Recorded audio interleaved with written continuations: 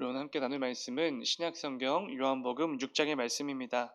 요한복음 6장 22절부터 34절까지 말씀입니다.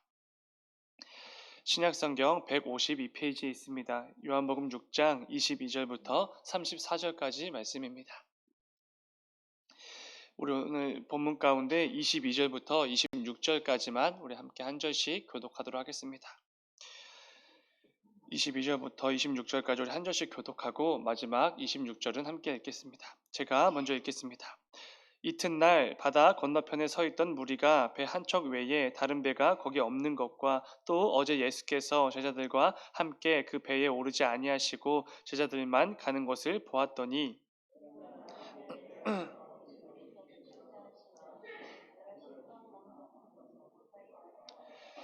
무리가 거기에 예수도 안 계시고 제자들도 없음을 보고 곧 배들을 타고 예수를 찾으러 가버나움으로 가서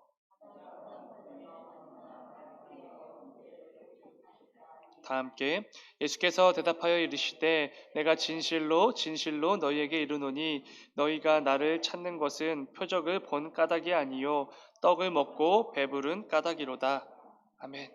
잠시 기도하겠습니다. 새벽에 드려진 예물이 있습니다. 무명으로 예물 드리셨습니다. 모세, 여호수아, 갈렙 이런 이름으로 일천번째 예물 드리셨습니다. 잠시 기도하겠습니다. 사랑해 주님 감사합니다. 아버지, 오늘부터 또 주님께서 우리에게 허락해 주실 또 귀한 한 주간의 삶이 허락되었습니다. 아버지, 그 주간을 또 시작하는 그 가운데 우리가 또 그냥 나아가지 않고 그 전에 이 예배로 먼저 시작하게 하시니 주의 진정으로 감사를 드립니다. 아버지, 오늘도 이 말씀과 또 찬양과 그 기도의 시간을 통해서 하나님께서 우리에게 또 원하시는 그 한 주간의 삶의 그 모습이 무엇인지 또 우리가 하기를 원하시는 그 결단이 무엇인지 분명히 깨닫고 또 귀한 결단이 이루어지는 이 새벽이 될 수 있도록 주님 인도하여 주셔서 오늘 또 예물 드린 분들이 있습니다. 아버지, 또 자신들의 이름을 또 없이 또 예물을 드렸지만 아버지, 이 예물을 구별하여 드릴 때 이 예물에 담긴 그 기도 제목이 분명히 있는 줄 압니다. 하나님, 그 기도 제목을 가지고 저 앞에 나와 부르짖고 또 간구하며 또 예물을 구별하여 드릴 때에 그들에게 허락된 아버지 그 기도의 제목들 가운데 주님 속히 응답하여 주시고 하나님께서 여전히 그 음성을 들으시고 그 기도의 간구를 들으시고 또 그 가운데 함께 하시고 역사하시는 분이심을 마음껏 맛보는 이 예물들 될 수 있도록 주님 인도하여 주시옵소서. 그래야 해서 이 예물에 담긴 그 기도의 제목들이 어떤 염려나 또 두려움의 그런 제목들이 아니라 오히려 살아계신 하나님을 더욱더 경험하고 또 맛보는 귀한 기도의 제목들 될 수 있도록 주님 인도하여 주시옵소서. 주님 감사합니다. 거룩하신 예수님의 이름으로 기도드렸습니다. 아멘. 우리 함께 읽은 말씀을 가지고 나의 열심보다 중요한 하나님의 뜻, 이런 제목으로 함께 말씀을 나누도록 하겠습니다. 오늘 본문 말씀은 예수님께서 자신을 생명의 떡이라고 소개하시는 굉장히 중요한 말씀이 담긴 본문입니다. 우리 사람은 음식물을 섭취하지 않으면 당연히 살 수가 없습니다.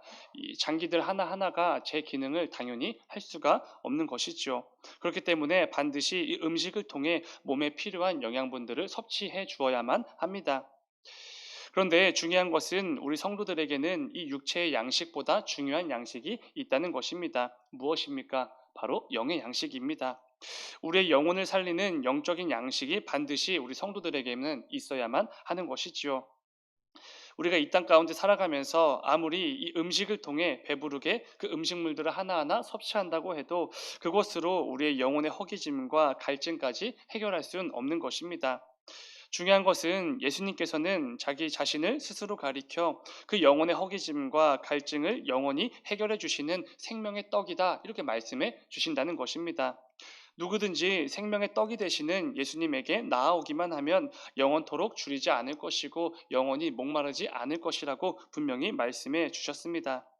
오늘 새벽에는 이 중요한 말씀이 담긴 본문을 통해 함께 은혜를 나누어 보고자 합니다. 지난 새벽 오병이어의 그 기적에 대해 말씀을 나누면서 그때 예수님을 따르던 수많은 무리들이 잘못된 목적을 가지고 예수님을 따랐다고 말씀을 드렸습니다. 그들은 예수님을 메시아로 구원자로 여겨서 따랐던 것이 아닙니다. 그저 그 전까지 예수님께서 수많은 병자들에게 행하셨던 그 놀라운 표적들을 보기 위해서 예수님을 따랐던 것이지요. 그리고 예수님께서 자신들의 눈앞에서 정말로 표적을 행해 주셨습니다.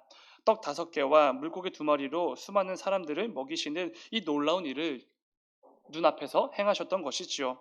그래서 그들은 예수님의 그 표적 행하심을 보고 예수님을 억지로 자신들의 임금으로 삼고자 했던 것입니다. 그러나 우리 주님께서는 그것이 하나님 아버지의 뜻이 아니시기에, 하나님께서 기뻐하시는 것이 아니기에 그들을 피해 산으로 혼자 기도하러 올라가셨던 것, 우리가 지난 새벽에 말씀을 통해 나누었습니다. 그런데 오늘 본문에서는 그 수많은 무리들이 여전히 잘못된 목적을 가지고 예수님을 따르고 예수님을 찾아다니고 있다는 것을 보게 됩니다. 본문 22절은 이렇게 시작이 됩니다. 이튿날 바다 건너편에 서 있던 무리가 배 한 척 외에 다른 배가 거기 없는 것과 또 어제 예수께서 제자들과 함께 그 배에 오르지 아니하시고 제자들만 가는 것을 보았더니, 오늘 본문을 보면 그 수많은 무리들이 열심을 다해 예수님을 찾아다녔구나, 이 사실을 알 수가 있습니다. 예수님께서 자신들의 눈앞에서 사라지셨지만 정작 배를 타고 바다 건너편으로 가지 않으셨다는 것을 그들이 확인을 한 것 같습니다. 제자들만 배에 타고 강을 건넌 것을 보게 된 것이지요. 그래서 이들은 예수님이 아직 그들이 있던 곳에 계신다고 생각을 해서 열심히 예수님을 찾아다녔던 것입니다. 그러나 그곳에서 예수님을 찾지 못하게 됩니다. 그런데 그들이 포기하지 않고 어떻게까지 하게 됩니까? 이어지는 24절입니다. 무리가 거기에 예수도 안 계시고 제자들도 없음을 보고 곧 배들을 타고 예수를 찾으러 가버나움으로 가서, 이제는 직접 배를 타고 바다 건너편인 가버나움까지 예수님을 찾으러 갔다, 이렇게 말을 하고 있는 것입니다. 그리고 그곳에서 마침내 자신들이 원하는 대로 예수님을 만나게 되지요. 근데 여러분, 이렇게만 보면 그 무리들이 예수님을 만나기 위해서 굉장히 열심을 다한 것처럼 보이기도 합니다. 그래서 뭔가 예수님께서 그들의 그 열심을 보고 칭찬을 해 주실 것만 같은 모습처럼 보이는 것이지요. 그런데 이어지는 예수님의 말씀을 보면은 이들이 여전히 잘못된 목적을 가지고 그릇된 이유를 가지고 예수님을 따랐구나라는 사실을 곧바로 알게 됩니다. 본문 26절입니다. 예수께서 대답하여 이르시되 내가 진실로 진실로 너희에게 이르노니 너희가 나를 찾는 것은 표적을 본 까닭이 아니요 떡을 먹고 배부른 까닭이니라. 예수님께서는 열심을 다해 자신을 찾아온 무리들을 칭찬하시는 것이 아니라 지금 책망하고 계십니다. 너희는 여전히 잘못된 목적을 가지고 나를 따라오는구나, 이렇게 말씀해 주시는 것이지요. 그리고 그들의 잘못된 목적은 오직 자신들의 배를 불리는 일, 이거 하나였습니다. 생명의 떡이 되시는 예수님을 그저 자신들의 배를 채워줄 그 정도의 분으로 여기고 있었던 것이지요. 우리 주님은 이미 그들의 마음과 잘못된 목적을 잘 알고 계셨습니다. 그래서 계속해서 이렇게 책망을 하십니다. 이어지는 27절입니다. 썩을 양식을 위하여 일하지 말고 영생하도록 있는 양식을 위하여 하라. 이 양식은 인자가 너희에게 주리니 인자는 아버지 하나님께 인치신 자니라. 아멘. 생명의 떡으로서 우리들에게 영원한 생명을 주시기 위해 이 땅에 오신 예수님이신데, 고작 먹는 떡으로 배부르게 해주는 분 정도로 예수님을 여기는 자들에게 주님은 분명히 말씀해 주십니다. 썩어 없어질 이 세상의 양식을 위해 일하지 말라. 영원한 생명을 주는 진짜 양식을 위해서 하라. 나는 너희에게 그 영원한 양식을 주는 인자니라, 이렇게 말씀해 주시는 것입니다. 그들에게 잘못된 그 목적, 잘못된 동기를 분명히 지적해주고 계신 것이지요. 수많은 무리들에게는 분명 엄청난 열심이 있었던 것은 사실입니다. 그리고 열심은 당연히 좋은 것이지요. 그러나 잘못된 목적을 가지고 행하는 열심은 우리 주님께서 분명히 책망하신다라는 것을 우리가 알 수가 있습니다. 그리고 우리 역시 이 잘못된 열심, 주님께서 원하지 않으시는 열심을 경계할 수 있어야 한다는 것이지요. 신약 성경에는 잘못된 열심을 보여준 대표적인 인물이 등장합니다. 바로 사도 바울이지요. 그가 다메섹 도상에서 부활하신 주님을 만나기 전 청년 사울 시절에는 그렇게 열심히 교회를 핍박하고 다녔습니다. 예수 믿는 자들을 잡아들이고 때리고 죽이는 일에 정말로 열심을 다했던 사울입니다. 그런데 사울이 왜 그렇게 열심을 다해 성도들을 잡아들였습니까? 안타깝지만 그것이 하나님의 일이라고 생각했습니다. 하나님께서 기뻐하시는 일이라고 열심을 다해 그 일을 했던 것이지요. 이 사도 청년 사울의 입장에서는 기독교는 이단에 불과했습니다. 굉장히 이상한 집단인 것이지요. 그렇기에 하나님의 영광을 위하여 교회와 성도들을 열심히 핍박했던 것입니다. 사울은 아마도 그 순간에는 자신의 열심을 옳다고 여겼을 것입니다. 하나님께서 기뻐하시는 일이라고 여겼던 것이지요. 그러나 이것은 잘못된 동기와 목적을 가진 정말로 그릇된 열심이었습니다. 우리 주님께서 책망하실 만한 잘못된 열심인 것이지요. 바울은 로마서에서 이렇게 말합니다. 10장 2절입니다. 내가 증언하노니 그들이 하나님께 열심히 있으나 올바른 지식을 따른 것이 아니니라. 아멘. 이 말씀은 이 유대인들에게 있었던 잘못된 열심에 대해서 지적해주는 말씀입니다. 그런데 내가 증언하노니, 여러분, 바울이 무슨 자격으로 증인의 자리에 설 수 있습니까? 당연히 설 수 있지요. 누구보다 하나님을 향한 잘못된 열심을 가지고 누구보다 열심히 살았던 사람이기 때문에 그렇습니다. 유대인들에게는 정말로 하나님을 향한 열심이 있었던 것은 사실입니다. 그런데 그 열심은 하나님께서 기뻐하시는 열심은 아니었던 것이지요. 율법주의, 장로들의 전통, 선민사상, 전부 하나님을 위한 것처럼, 하나님의 백성을 위한 것처럼 포장했지만 전부 다 잘못된 열심들입니다. 사랑하는 여러분, 우리에게도 이러한 잘못된 열심들 분명히 있을 것입니다. 하나님의 일이라고 생각했지만 실상은 잘못된 목적과 동기로 가득한 그릇된 열심이 우리에게도 있을 수 있다는 것이지요. 그런데 오늘 말씀을 통해 우리가 반드시 기억해야 될 부분은 이것입니다. 나의 열심보다 중요한 것은 하나님의 뜻이라는 것입니다. 여러분, 한번 생각해 보시기 바랍니다. 내가 정말 최선을 다하고 내가 할 수 있는 그 모든 것들을 총동원해서 열심을 다해 어떤 일을 감당했는데 정작 하나님께서 원하지 않으시는 일이었다고 생각해 보시기 바랍니다. 그럴 경우 어떻게 되는 것입니까? 이것처럼 민망한 상황이 없을 것입니다.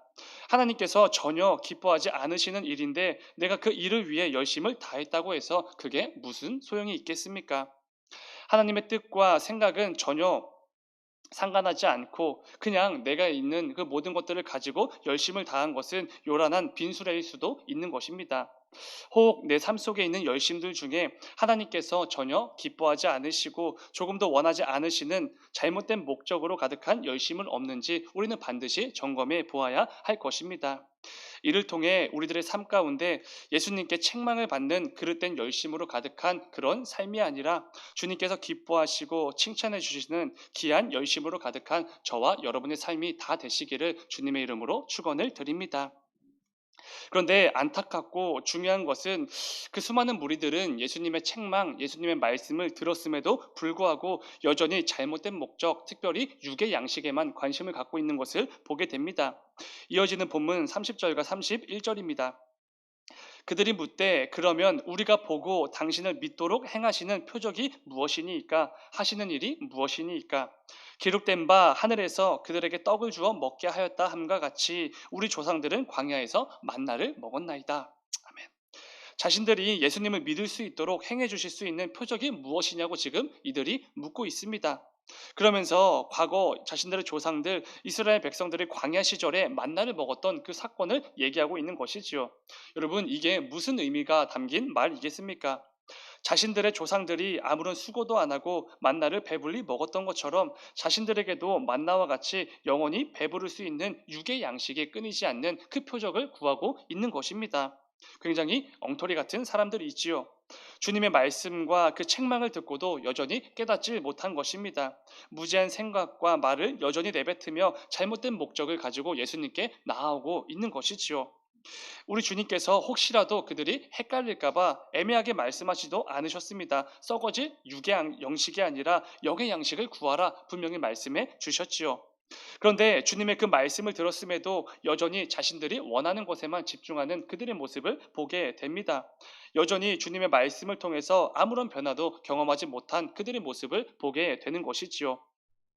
그런데 여러분, 중요한 것은 우리는 오늘 말씀에 등장하는 그 무지하고 어리석은 자들을 향해 손가락질하거나 비난을 할 수가 없다는 것입니다. 왜 그렇습니까? 우리 역시 그럴 때가 정말 많기 때문에 그렇습니다. 이들의 모습은 어쩌면 오늘날을 살아가는 우리들의 모습과 딱 똑같을지도 모르겠습니다. 우리 역시 주님께서 늘 말씀해 주시고 가르쳐 주심에도 불구하고 이 육의 양식에만 관심을 갖고 이 세상의 것에만 집중하며 살 때가 정말로 많지 않습니까? 우리에게 주어진 이 성경 말씀을 통해 오늘 우리가 함께 모인 이 예배의 자리를 통해 아니면 하나님께서 허락해 주신 귀한 성도 간의 교제를 통해 우리가 무엇에 집중해야 하는지 하나님께서는 늘 분명하게 말씀해 주십니다. 하나님을 경외하고 주님을 내 삶의 주인으로 고백하며 살아가는 우리들에게 하나님께서 무엇을 원하시는지, 뭘 기뻐하시는지 말씀을 통해 늘 가르쳐 주시는 것이지요. 이를 통해 때로는 내 삶의 잘못된 점들을 말씀으로 지적해 주시고 책망해 주실 때가 분명히 있는 것입니다. 그러나 여전히 연약하고 무지한 우리들은 그 말씀을 온전히 소화해내지 못할 때가 정말로 많습니다. 오히려 그 말씀을 땅에 버리고 튕겨낼 때가 정말로 많은 것이지요. 주님의 음성을 애써 모른 척하고 하나님께서 원하시는 것이 아니라 여전히 내가 원하는 것에만 집중하고 이 세상에 추구하는 가치들에만 집중하며 살아갈 때가 정말로 많이 있습니다.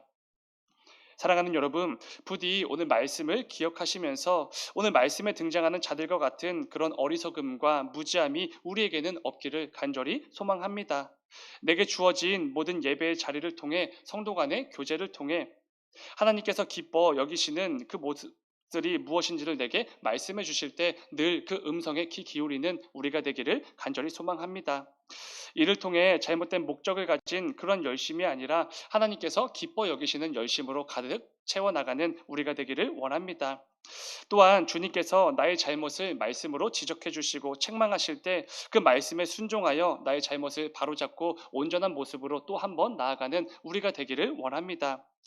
오늘 말씀을 기억하시면서 이번 한 주간의 삶 속에서도 그 어느 때보다 하나님께서 기뻐 여기실 만한 삶의 열매들을 가득 맺어 나가는 우리 모두가 되기를 주님의 이름으로 축원을 드립니다.